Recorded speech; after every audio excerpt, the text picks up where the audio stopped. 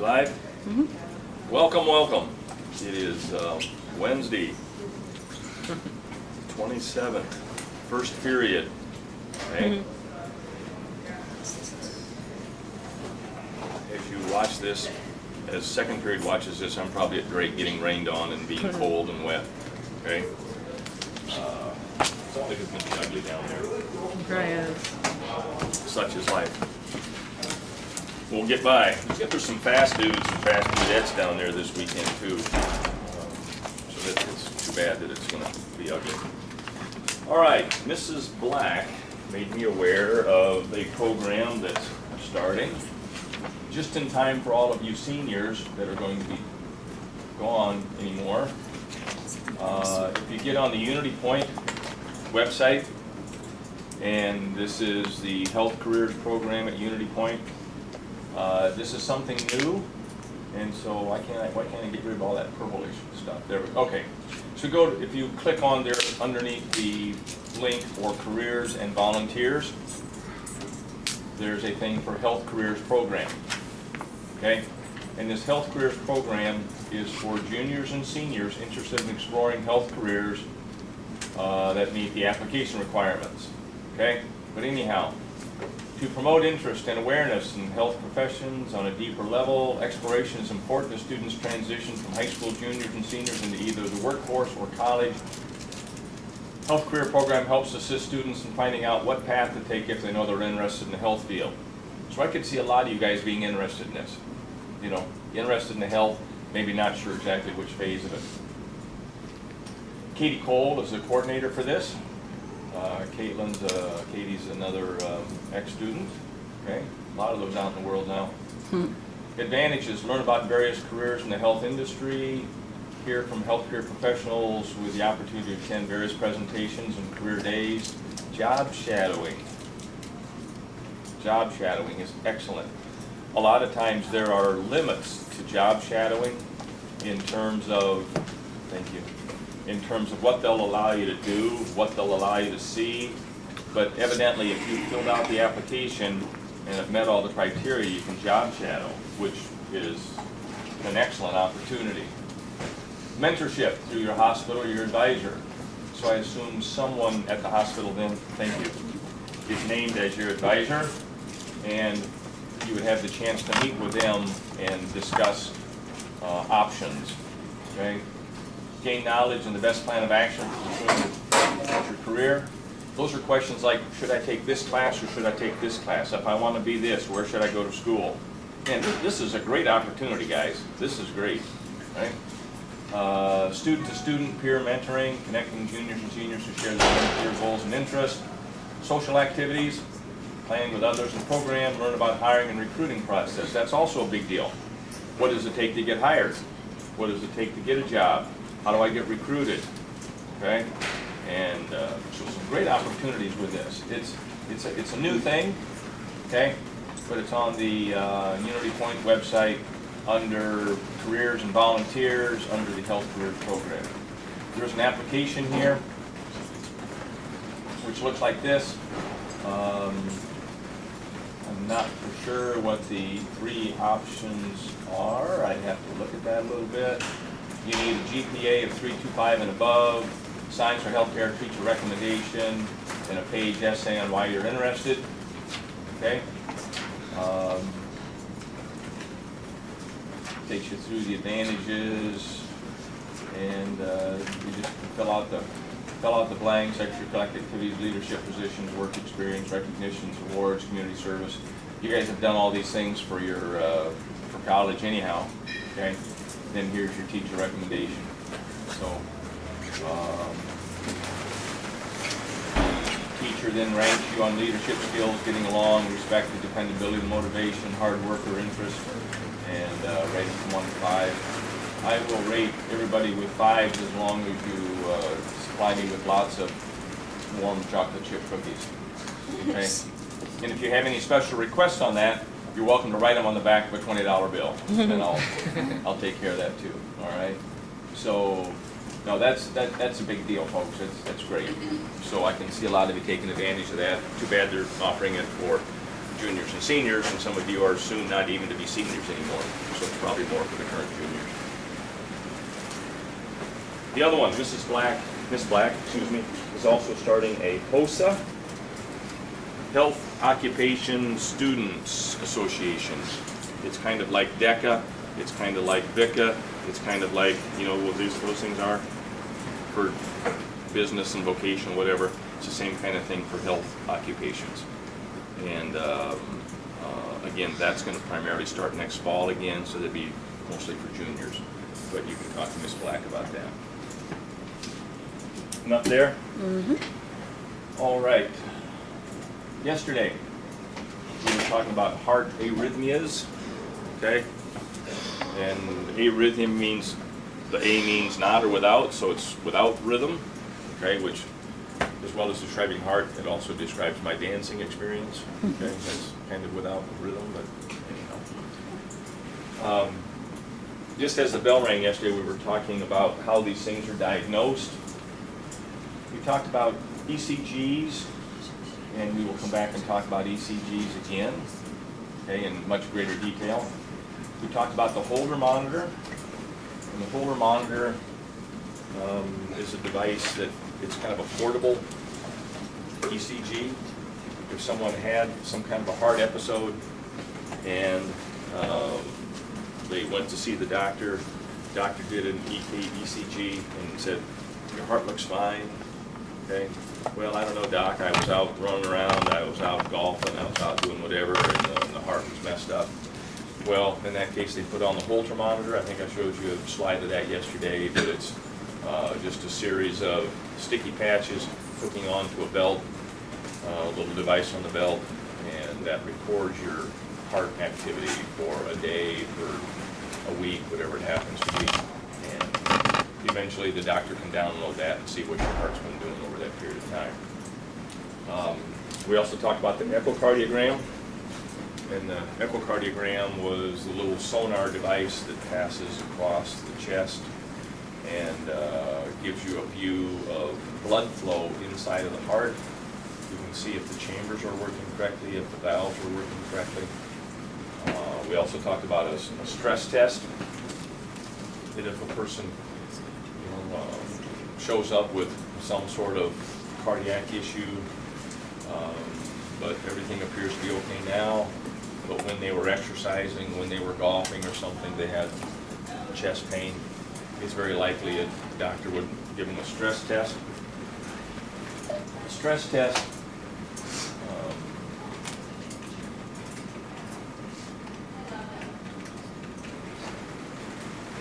is going to look kind of like this. This person's wired up, has the EKG sensors in place, and the doctor's going to start you out walking slowly on the treadmill. And if everything's fine, they're going to walk you a little bit faster, a little bit faster, a little bit faster. Pretty soon you're jogging on the treadmill. Then they start inclining it. Now you're running uphill on the treadmill.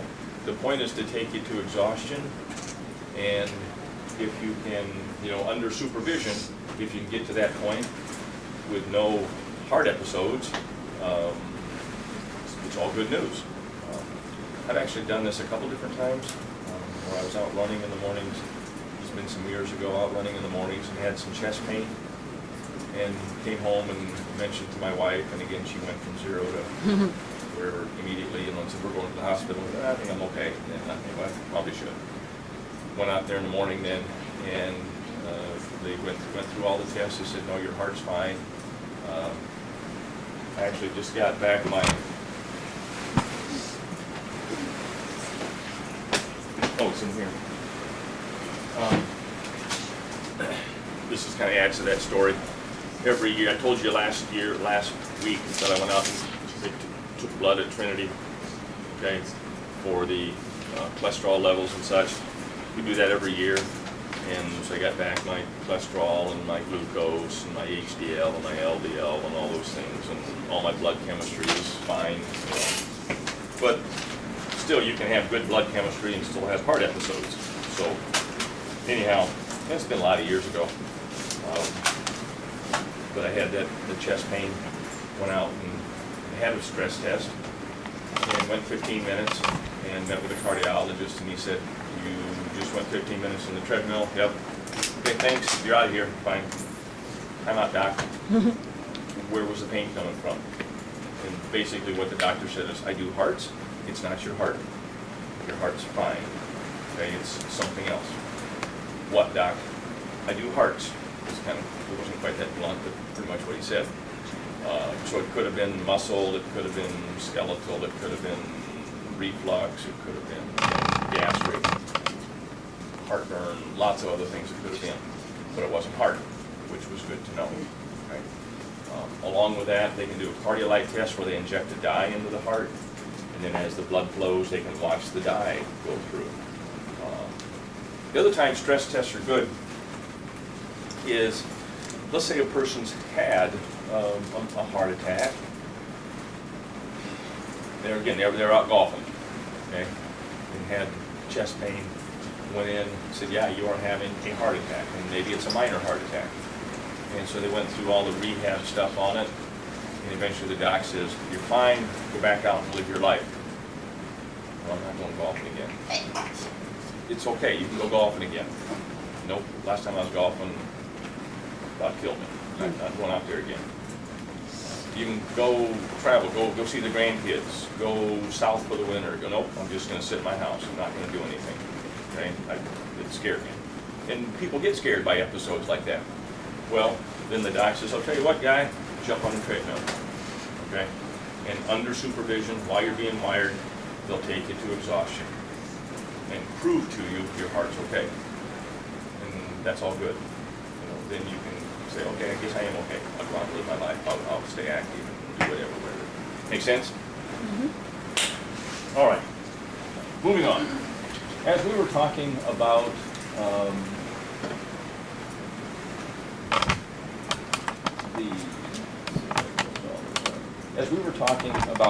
the blood circulation pattern. Blood goes from the heart to the body, to the heart to the lungs, round and round and round. Okay? Except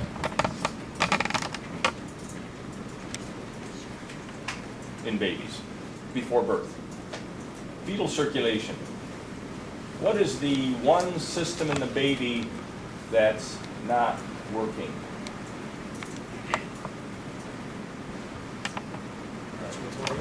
What's the one system in the baby that's not working? Respiratory. Respiratory. You're not breathing yet. Okay? This is kind of hard to see. Okay? But because the baby doesn't breathe until after birth, there's no reason to send a lot of blood through the lungs. Okay? So there's two shortcuts, two bypasses that short circuit the lungs. Probably should recognize the names. I won't ask you to pull them out of the air.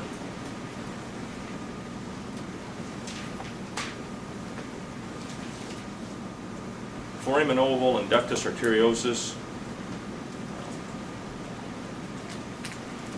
Node. Are two shortcuts for blood flow. Two bypasses.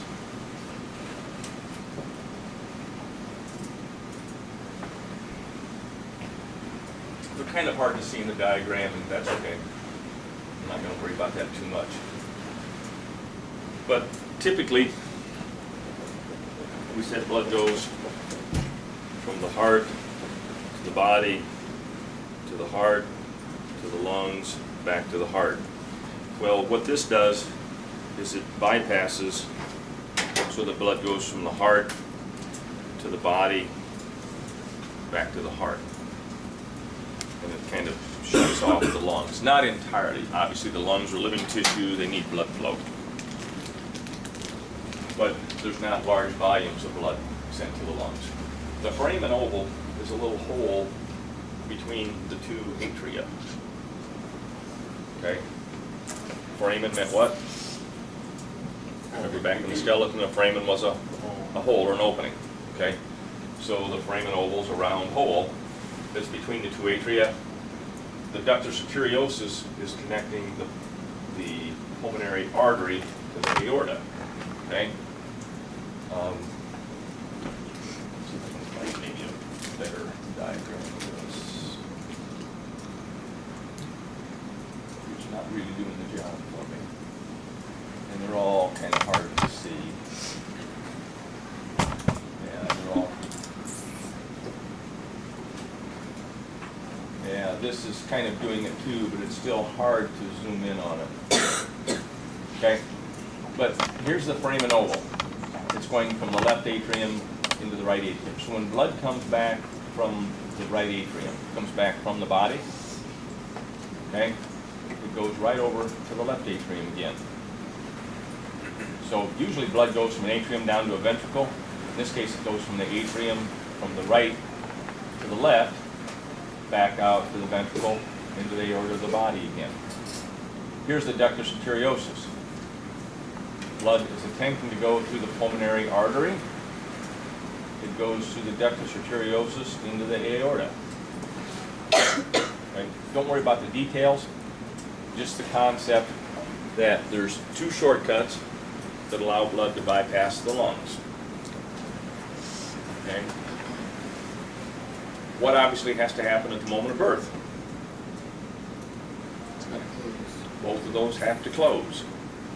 Both of those have to close. Okay? And usually the trigger, there's a lot of things that, you know, that moment of birth, big deal. Big deal. Okay? We'll get into that when we get into the reproduction chapter. But one of the big deals is it's good for the baby to take that big, healthy first breath. And, you know, as soon as the doctor sees the baby's face, I wipe out the mouth and stuff so that first inhale is clean. And they take in that big, healthy, good, fresh breath of air. The lungs inflate. Both of these close. Okay? And life is good. Once in a while, they don't close. And if they don't, how's your baby going to act? All right. There's a thing here called the, you don't have to write down notes on this. This will come up again when we get into reproduction. But there's an APGAR score. Okay? An APGAR is a little chart that they use to score your baby immediately after birth. Okay? And what they're looking for, okay, does your baby have a heart rate? Obviously, if it does not have a heart rate, that's a 0. That's not good. If the heart rate's something less than 100, it's a 1. Over 100 is good on a fetus. Over 100 is good on that newborn baby. Okay? They get 2 points for that. If the baby's not breathing, obviously that's not good. Weak, irregular breathing, you get 1 point. And if the baby's breathing nicely and crying is a good thing. It helps inflate the lungs. You get a 2 for that. Muscle tone, you get 2 for that. Reflex, no reflex, grimace, cough or sneeze is good. And if the skin color is blue or pale, that's not good. If the hands and feet are a little bit bluish, what was the word? Cyanosis. Cyanotic, cyanosis. Okay, that's okay, but not great. And if the baby is completely pink, they get 2 points. So they do this APGAR score on your baby, and they're looking for good oxygen, which is where the pink color comes from. They're looking for good crying to help inflate the lungs, and they're looking for a nice, fast heartbeat. Fast is good. We'll come back and talk about that again. Okay? But if these don't close, your baby is going to be somewhere in here. Okay, not getting oxygen. And they're going to put the baby on oxygen right away. Okay? And wait. Usually the waiting will take care of it. There are some medicines they can use. And I'm not smart enough to understand those, but there are some medicines they can use. If necessary, they'll do an open heart surgery and sew those bypasses shut. Okay? Now you think about how much does this new little guy weigh? 8 pounds. Well, at birth, 6, 7 pounds maybe. Okay? And How much did your cat weigh? How much did your bunny weigh? About that size? You remember your bunny's heart? Really fast. Or your cat's Probably heart? little. Pretty small. Can you imagine taking your new little 6-7 pound baby into surgery with the idea they're going to split open the chest, stop the heart, go in and put one little stitch in there to close that, and then start everything up again? And imagine how that would scare a parent. But they do it, and they do it successfully. Okay. There are other things they're going to do before they do the invasive. There's some other things they're going to try first, but it can be fixed. It's something you just soon not have, but it's doable. Fair enough? Questions there? All right. Yesterday, we talked about blood pressure.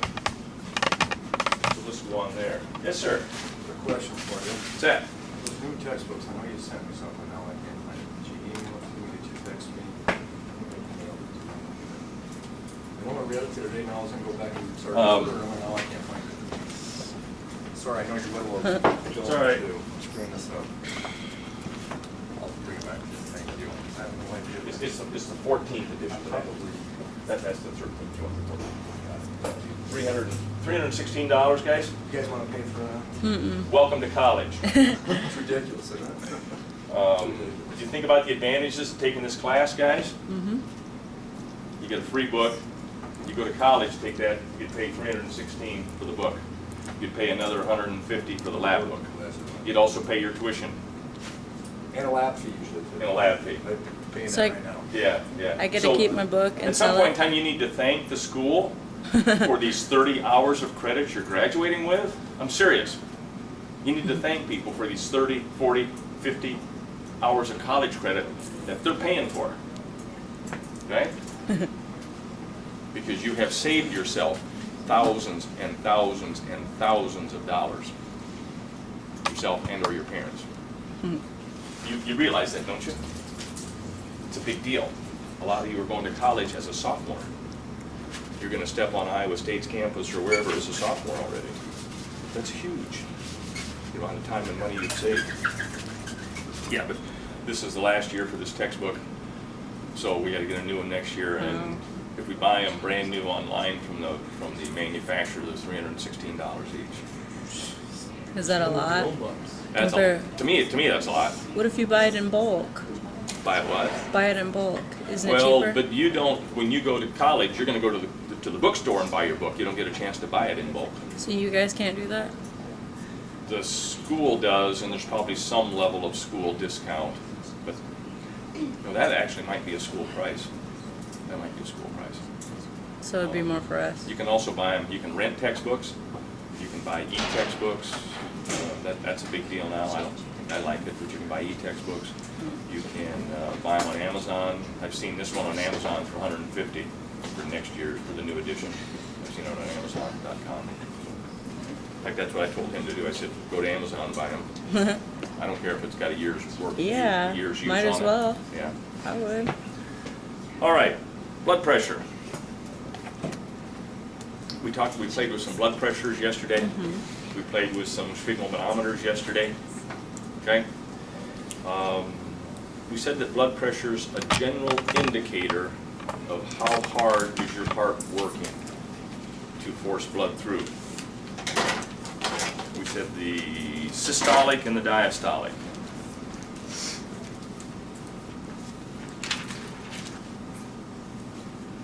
Every time the heart beats, you get a systolic pressure and you get a diastolic pressure.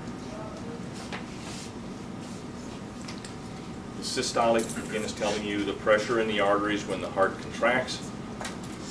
The diastolic is telling you the pressure in the arteries when the heart relaxes. So every time the heart beats, you have a systolic and a diastolic. Do you have blood pressure in a finger? Yeah. Sure. Do you have blood pressure around your neck? Sure. And you have blood pressure in your ankles? Sure. And you actually can do a blood pressure anywhere you want it. You could do a blood pressure in any of those places. The classic place to do it is to do it in your arm while at rest. You know, if you raise your arm above your head while you're doing a blood pressure would go up. If you made a fist, your blood pressure would go up. Okay? If you were exercising, you're on a treadmill, your blood pressure would go up all of those times, okay? But the standard way to take it is out of the upper arm while you're at rest, and that's the comparative measurement. Okay? Let's talk about a bunch of factors that affect your blood pressure. Okay, and we're going to list 8 or 9 things here. Okay? What's one? Age. With age, your blood pressure goes up some, maybe not as much as you would have thought. Okay, but blood pressure does go up with age. Due to what? What's changing? Your body mass index or something. Okay, well, let's assume, and we're going to come back and talk about weight, okay, and those things could change it. As you're young, folks, your arteries are very flexible. As you age, those arteries start to lose flexibility.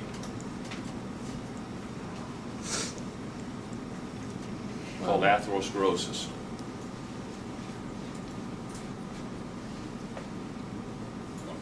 With age, your blood vessels lose flexibility.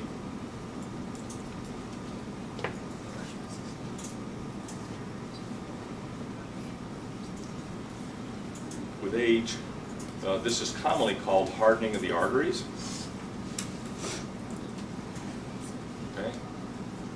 If you go back 50 years, obviously that's before my time too, but you go back 50 years, they used to talk about senility. What do we call that now? If you go back to a medical textbook 50 years ago, did you see Alzheimer's in there? Just called it senility, and they thought it was hardening of the arteries, and the things that we call Alzheimer's now really wasn't diagnosed, and we just called it hardening of the arteries, called atherosclerosis. They said, well, there's just not getting as much blood flow to the head, and they never called it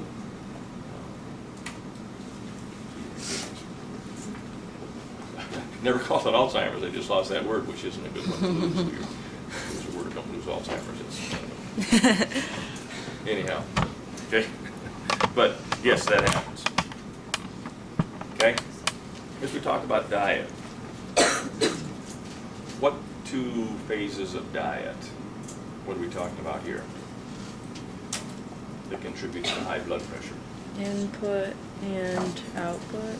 Exercise and eating. Talking about cholesterol. Oh.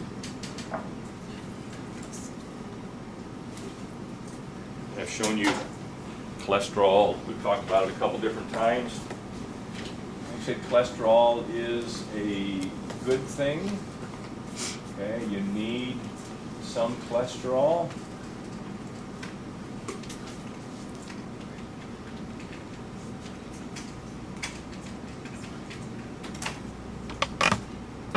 Okay. But with time, cholesterol builds up inside of the arteries.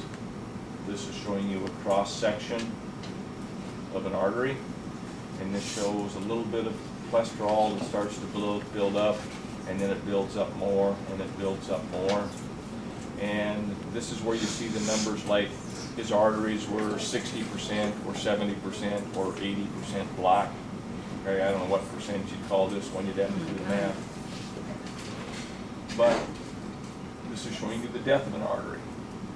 Here's a nice, healthy, open artery, and here's the cholesterol and the plaque that starts to build up in there. At this point, there's minimal blood flowing through that artery. Whatever's downstream, whether it's the brain, whatever it happens to be, is not getting blood flow, okay? And this one is pretty well shut. And this would be one level of a stroke. There's a couple different types of strokes that we've talked about. Okay. So to get my health report back here and to tell me my cholesterol is 124, that doesn't mean anything to you guys, but anything, you know, a nice healthy range is from 100 to 200, and so mine's 124, which is good. There's an LDL cholesterol, which is a good cholesterol. You like that to have to be as high as possible. Okay, and that's, you hear about LDL and HDL. Your LDL is your happy cholesterol. You want that to be really high. Your LDL is the bad cholesterol. You want that one to be low. Okay, and you also figure in triglycerides. But as you people are too young to worry about your cholesterol, okay? But if mom or dad have high cholesterol, anybody know you do? If mom or dad or grandpa and grandma have high cholesterol, it's something that would be wise for you to start paying attention to, okay? I've had students in class who have had parents die of a heart attack at age 35 or 40. Is that good news? No, you probably have some bad genes, okay? Remember, pick your parents well, okay? And if they're giving you high cholesterol, if they're giving you bad genes, pay attention to that, okay? And there are things you can do about it. But anyhow, we said some of your cholesterol comes from, you looked puzzled a minute ago. Did I say something wrong? You said LDL is good, and you said LDL is bad. Oh, LDL is bad. HDL is the good one. Okay. HDL is the good one, LDL is the bad one. So you want your HDL to be very high, you want your LDL to be very low. Sorry about that. We said some cholesterol comes from what you eat, and some come from what your liver produces. Okay. I had a friend here in town who's a dentist. He's still alive and well, but he walked many miles a day, extremely thin, looked to be the picture of health, had a heart attack. Why? Because he genetically made a lot of cholesterol. Even though he was not overweight, he still genetically made a lot of cholesterol and fought that out. And he was one of the last people I would ever suspect that was going to have a heart attack. The other phase of diet is salt.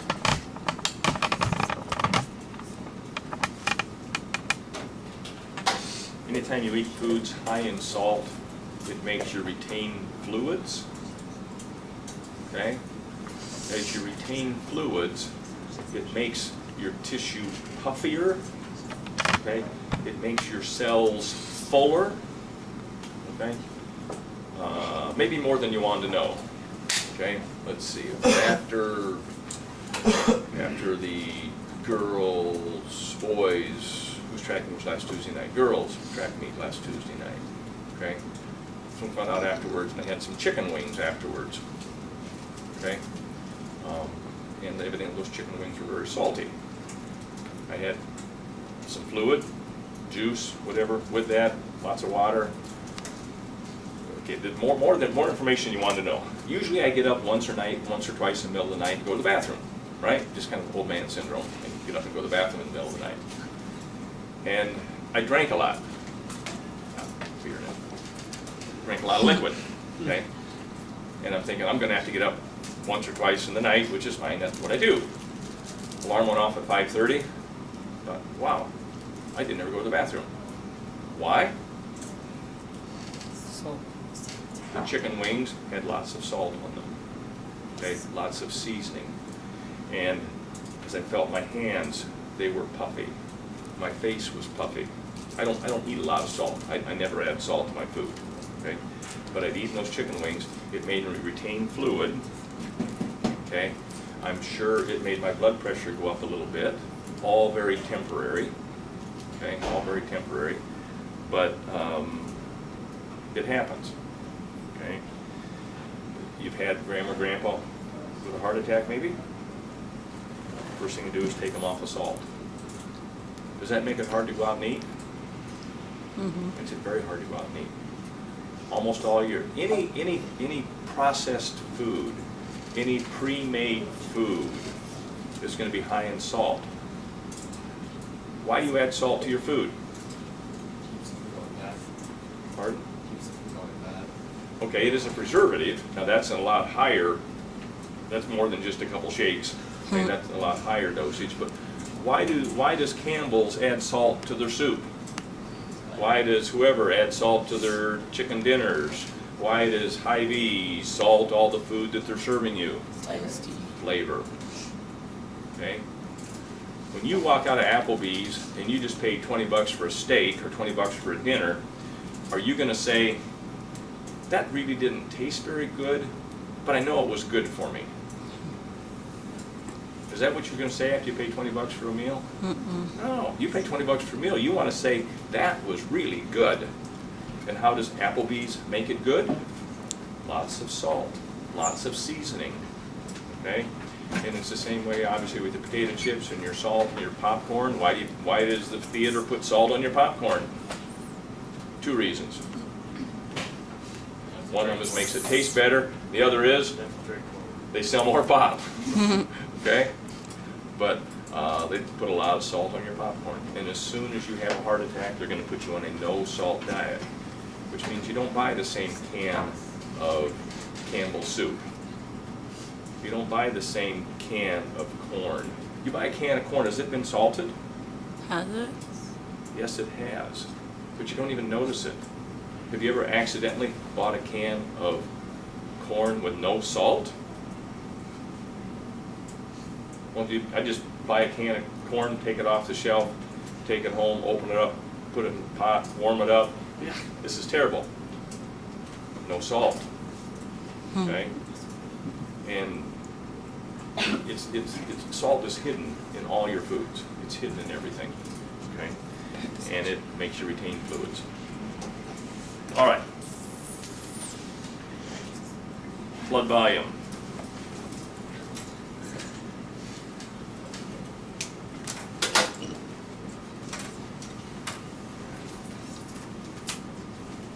As your blood volume drops, what's going to happen to blood pressure?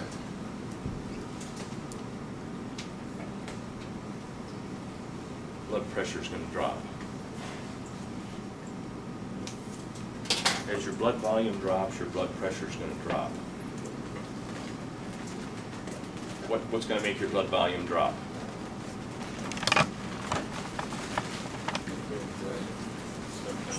If you lose a lot of blood, either by an accident, by surgery. Okay? You've heard the EMTs, you've watched your programs, and they come up on this guy that had an accident, and they say he has what kind of a pulse? A weak pulse? A weak pulse. What's a weak pulse indicate? Low blood pressure.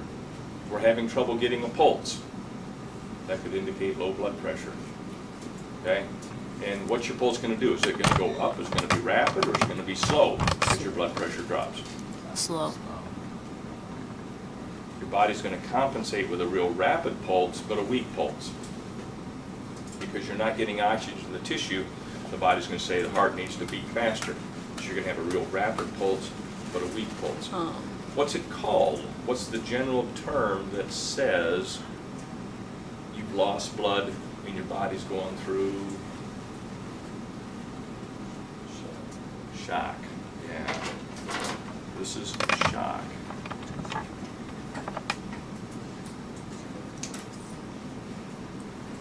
Have you ever done anything that's put you in shock? You might say, I was shocked when I saw my English grade. I was shocked. Hopefully it didn't send you into this kind of shock. Okay? This is usually someone who's lost a lot of blood, someone who's been in an accident. What do you do for this person who's, you come up on a car accident, okay? And a person's kind of dazed and kind of wandering around, and they've been cut, they've lost a lot of blood. You're in charge. What are you going to do? Hi. Thank you. You're in charge.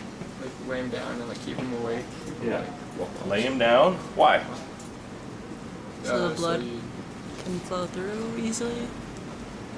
Gravity. You lay it down, the blood flows out of I didn't really look at it, but it's not time on it. Yeah, it's fine. Keep it on or whatever. snap. All right. First off, if this person's in a car accident, and the car's, I came home from Pocahontas Tuesday night, and there was a car had gone off on the little, you go up the Badger Blacktop and turn left, go across the bridge. It there's a car in the bottom of the valley down there. That was a picture of it in the morning paper. But I don't know what happened. They said in the morning paper, it said the person got out and they were dazed and wandering on the road in the dark. Probably texting and went off the road down and ended up almost kind of off the edge of the river down there. But, so this person's dazed and wandering. What are you going to do for him? Lay him down. Why? Yeah. What do you want to preserve? If this person's losing blood, do you care about blood flow to the arms or legs? You care about the core of the body, and you care about the head. Okay, so you're going to lay him down, so the core of the body still has blood, so the head has blood. In Scouts, if it's red, raise the head. Tail, you raise the tail. Feet. If it's red, raise If the... the head's red, you raise it. Okay, it's all yeah. blood. If it's pale, you raise the feet. Yeah, because there's still, if the head's red, you're still getting lots of blood flowing there. Okay. Now, the first thing, you come up in this car accident, do you just drag this person out of the car and say, you know, we talked about sedan because I need to get you out of the car and lay you down? No, I mean, if you suspect at all this person has neck or back or leg injuries, you don't drag them out of the car. You know, you just let them be. Okay? But given the choice, Students from the following group who are seniors will be meeting in the gym for the picture with the messenger at 9 a.m.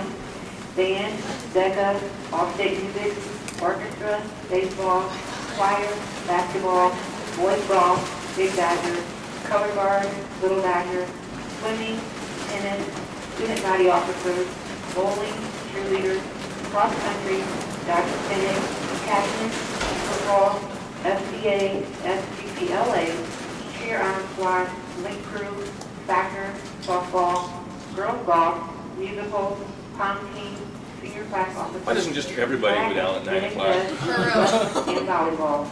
Reminder, seniors only. Thank you. So who's going to be in my second period class? Juniors? Johnny Bouncer. Hannah Amoff. Yeah, Juniors? that'll probably be Seriously, Hey, you're recording. I'm going to be teaching and recording to 2 people. And I kind of have to do it. That's the plan. I'll be teaching 2 people. All right. So this person's in shock. First thing you need to do is stop the bleeding, right? Stop the bleeding. You be comforting when a person's in shock. You know, it's not comforting to walk up and say, "Do you know where your thumb is?" You know? That's not comforting. You know, it's not comforting to sit here and see your thumb on the ground saying, "Wow, this is weird." You know. When I bunged up my knee, okay, I reached down here and I feel this big lump over here, and the ambulance is there, and I said, "That puppy kind of looks like it's broken." He said, "Well, we'll have to get X-rays first." He knew good and well it was broken. Okay, but you know, it's the whole concept is that they are comforting, they're calming, they're reassuring. You know, we have help coming on the way. You know, it doesn't help, you know, for your EMT person to be screaming and saying, "My God, I've never seen anything this bad before." You know, that's not comforting. So you stop the flow of blood, cover it, okay, be comforting and reassuring. Lay the person down. Say you're going to elevate the feet. You don't care about the feet, you don't care about the legs, you care about the core of the body, you care about the head. What's the blood going to do when a person's in shock? Is it going to go to the surface, or is it going to go deep? It's going to go deep. Blood's going to go to the core of the body. What color are you going to be? You're going to be pale, and that's where that pale lift the tail. Okay, they're going to be pale. Blood's going to go to the core of the body. What's that going to do to temperature? Yeah, make you colder. What's it going to do to your perception of temperature? You're gonna be hot. Where are the little sensors that tell you temperature? I don't know. They're at the surface. So blood's going deep in the body. How are you going to feel? Cold. Cold. Even though your core temperature's higher. What do you do for the person who's in shock? Put a blanket on him. Keep them warm. Okay? I remember when I bunged up my thumb, I'm out at the hospital, I'm sitting there on the, they get the little tables in the ER, I'm sitting at a little table like this, big shivers. Of course, they had my shirt off and all this too. Sitting there, big shivers. And I knew I wasn't gonna die. I was just mad at myself, but I was really mad. But I wasn't gonna die. But I'm sitting there, just huge shivers. I said, God, I'm embarrassed, I can't stop shaking. They said, yeah, you're in shock. We anticipate that, okay? Have you had those warm blankets out of the ER? Feel good, don't they? They say, you want a warm blanket? You say, sure. And they've got actually an oven kind of thing with blankets, and they bring those things out. Oh, they feel so good when they I wrap bet those they around do. you. I Okay? bet that is one. But all those times, your blood volume has dropped, your blood pressure's dropped because you're in shock. Now, we talked about shock because of an injury. Can you go into shock because you heard about an injury or you saw something? Mm-hmm. Yes, you can also do that. You know, you go tell Grandpa that Grandma just died. Can Grandpa go into shock? Because he heard about an accident, he heard about an episode? Yes. And all the same things happen. Blood can go to the core of the body. You know, the person gets pale, that type of thing. I've had people that have watched some of my videos, and I look around the room, I can see they're just a touch shocky, you know, from watching an eye or watching something, okay, and that happens. People passed out from shock, just from watching a video or something, sure, you know, and that happens, and I don't know exactly how you control that. You think about something else, you know, I've had people, you know, it's been a while since I've had anybody pass out in class, but I have over the years, okay, and whatever. When you donated blood, anybody go into shock? What they had you do before, as you walked in, before you donated blood, they gave you a bottle of water. Why? To make sure you're hydrated, to get this volume up as much as possible. So you drank your water. That got your volume up. But when they took blood out of you, they took a pint out in 5 minutes. Okay, took out a pint of blood. You're going to go a little bit into shock. Okay, but it gets worse when you hear about somebody else. When I was running the blood drive, the worst thing to have happen was to have somebody that was kind of popular, somebody that everybody knew, you know, and if that person passed out at 8:30 in the morning while they were giving blood, you were going to have a terrible day, because everybody else would say, did you hear about so-and-so? She was giving blood. And now everybody's scared, and so-and-so passed out, and you're going to have 5 or 6 more that day, okay? And now with texting, it's worse than it was back before texting, you know. So-and-so did this, so-and-so did this, and everybody gets scared, they get apprehensive, you know, and that's going to increase your shock, your people having reactions while they gave blood. And so some of it was actually due to the person losing blood, some of it was due to hearing about events. All right. We got more of them here. Exercise.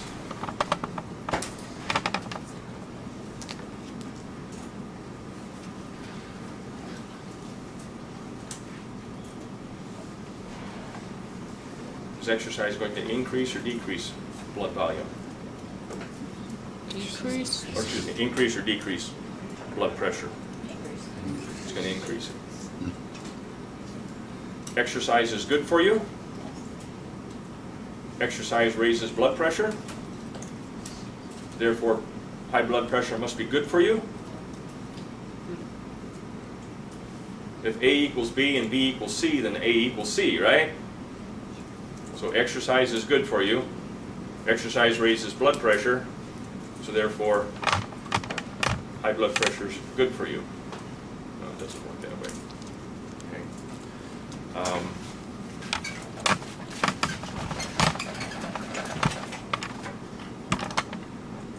Here's a graph, here's time, and here's blood pressure.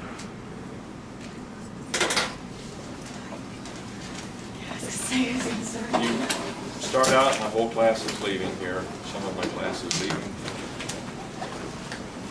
The thing is, you guys are going to, you might wait for an hour and a half down there now. It's crazy. That's irritating. Not much of a schedule here. See you later. We will carry on. I guess you guys have to watch the last 5 minutes of class here. 7 minutes of class, 10 minutes of class, whatever it is.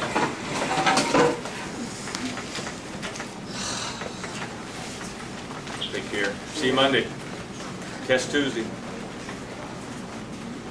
All right, so this is this person who says, look at me, I'm overweight, I'm smoking, I've gained 20 pounds, I need to lose weight. So they decide they're going to get up tomorrow morning and run 3 miles. Okay? They get up over here. As soon as they start running, that blood pressure is going to go up. Okay? And all the time they're running, that blood pressure is going to be high. Whenever they stop running, blood pressure is going to come back down. Okay?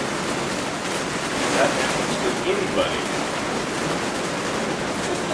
I know, I feel like you can't hear All it. you guys on the video, it's getting rain now, so that's probably all you hear is rain. But Whole world's going to pot here. Okay? So we start out with this low blood pressure, and as you exercise, the blood pressure is going to go up. Eventually, it's going to drop back down. Okay? But we take this person who is overweight, that person that's been smoking, the person that has cholesterol issues, the person that's out of shape. Their resting blood pressure is high. Okay? Now they jump in and say, I'm going to start exercising. They go out and start running 3 miles. Do you find this person alongside the road somewhere? Mm-hmm. Yes. And I don't say that in a negative way, but it happens. You hear about situations where, you know, Grandma and Grandpa are going to go for a ride and it's icy roads. And Grandma says, you shouldn't be driving, you're too old, you're going to get stuck out there, you shouldn't be driving. And Grandpa says, I'm fine, leave me alone. And so Grandpa gets up there and he's driving along and sure enough he gets stuck. Okay? And so now he's mad already, he's stressed, and he says, Grandma, you come over here and drive and I'll push the car out of the snowbank. Is this a good scenario? No, this isn't good. Grandpa's out there trying to push and he's out of shape, he's smoking, he's overweight, whatever, and Grandpa has a heart attack and dies while he's trying to push the car out of the snow. Due to that great increase in blood pressure.